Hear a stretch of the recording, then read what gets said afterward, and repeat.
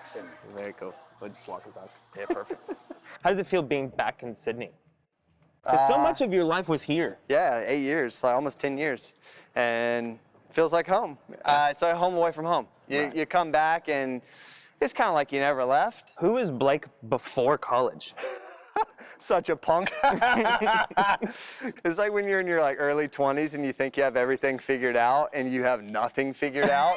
Thought I had my handle on ministry and on faith and on God and leadership. And just to come here, I could just get a bigger perspective of what God's doing across the earth in ministry. So it was humbling for me. Obviously, being in college, you're getting trained by world-class leaders that are building the local church, and they're instilling some of those values of life's bigger than just you, and life's more about serving others and serving self. C7 is the first tutorial room that I actually had with you. Yeah. You spent a bunch of time in classrooms and tutorials, and I remember there being times where I would be in one tutorial, and the lecture rooms are divided by what you would think are thick walls, but they're not. No. I would be in one class, and all of a sudden, everyone's yelling, and you hear just who's got faith for all this? And we're like, who is that? And they're like, oh, it's Blake's class. Yeah.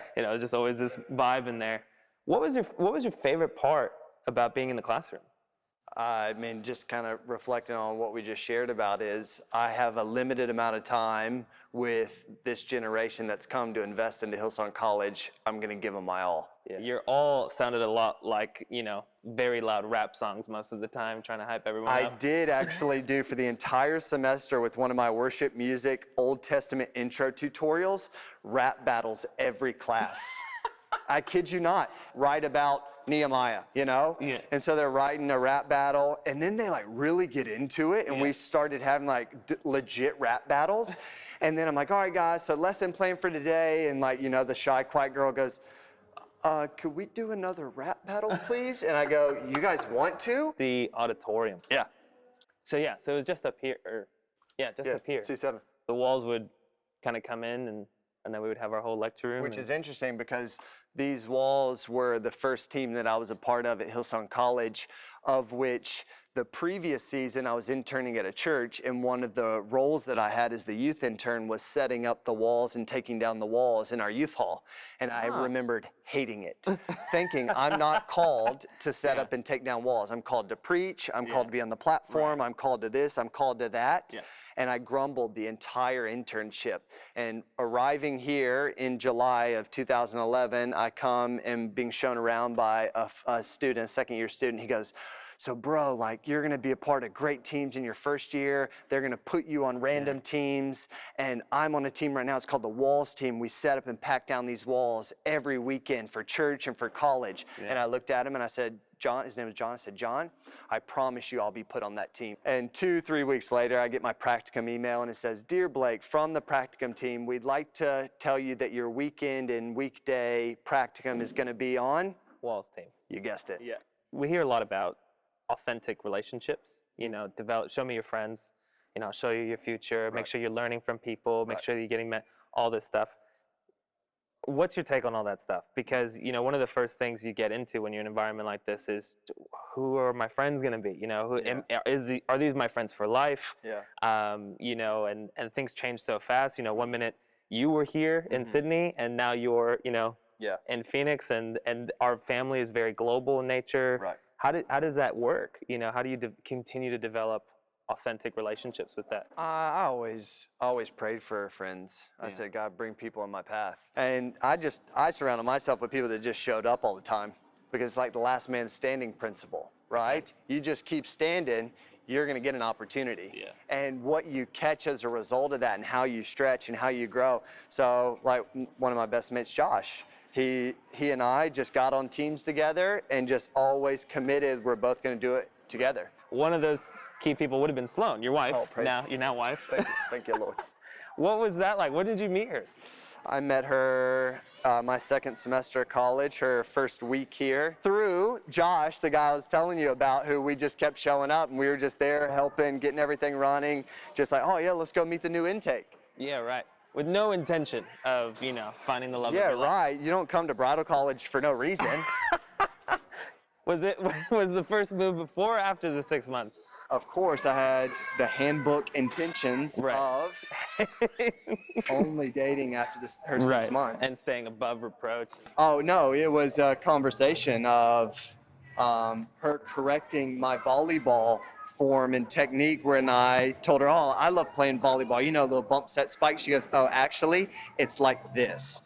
Wow, you're arrogant. Ended up in a connect group together, coincidentally.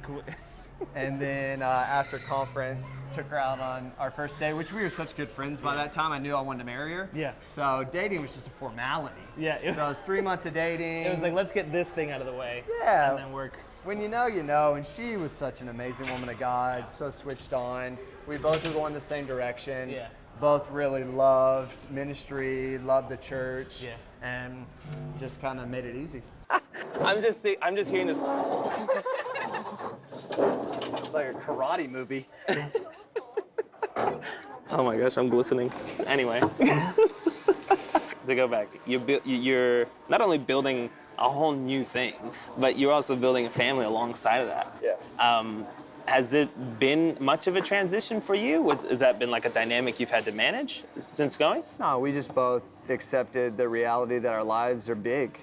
Right. And once you realize that and you realize life's not going to slow down, you just keep up with the pace that it's going and maintain the healthy principles like spending quality time together when you have it, making sure that you're building each other up and not tearing each other down, praying for each other, you know, having fun together, going out and enjoying activities, like those little things you put in place and you get them where you can. Yeah. But you just realize we're called to big lives. I remember when we were there on Vision Sunday. You weren't in that spot. No one tapped your shoulder yet to go to Phoenix, no, I right? had no At clue. that point, you had no clue. No. But we went back there and we all looked at you and said, See you later. "See you later, hey, bro." good knowing you.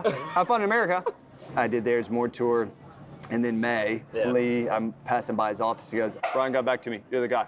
Your whole reality changed in 3 words. You're the guy. Yeah.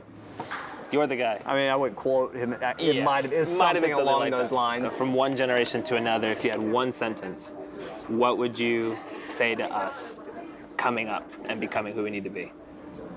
I just keep saying yes, keep showing up, keep being faithful, keep being consistent, have a great heart, keep your spirit pure, and you'll see God and believe God for more.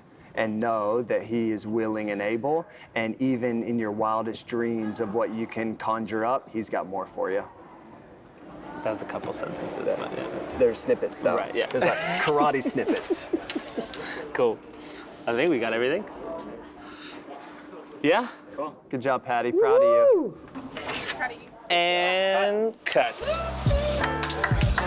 Well done.